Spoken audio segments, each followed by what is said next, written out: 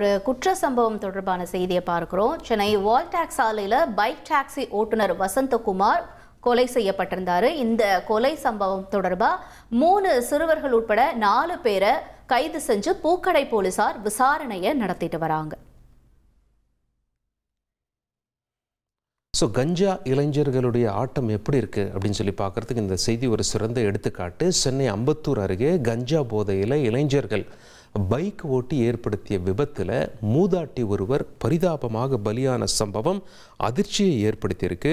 விபத்தில் காயமடைஞ்ச இளைஞர்கள் சிகிச்சை பெற்று வரும் நிலையில் வழக்கு பதிவு செஞ்சு போலீஸார் விசாரணை செஞ்சு வர்றாங்க.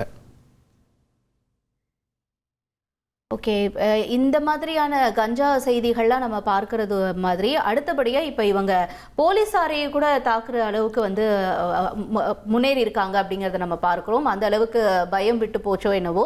சென்னை KK நகரில் பட்டாக்கத்தியோட தெரிஞ்ச ரவுடி போலீஸாரை தாக்கிட்டு தப்பி ஓடி இருக்காங்க ஒரு ரவுடி. காயமடைஞ்ச சிறப்பு சப் இன்ஸ்பெக்டர் சிகிச்சை பெற்றுட்டு வரக்கூடிய நிலையில் தப்பி ஓடின ரவுடி கைது செய்யப்பட்டிருக்காரு.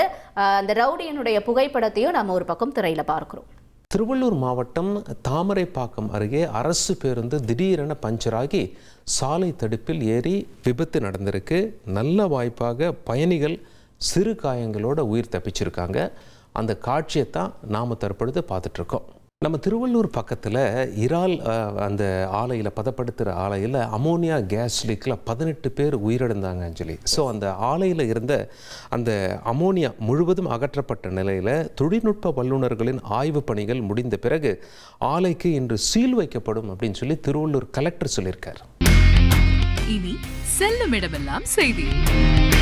தந்தி டிவியின் வாட்ஸ்அப் சேனலை ஃபாலோ பண்ணினா செல்ல இருக்கும் இடமெல்லாம் செய்தி. இதோ QR கோட் இப்பவே ஸ்கேன் பண்ணுங்க, ஃபாலோ பண்ணுங்க.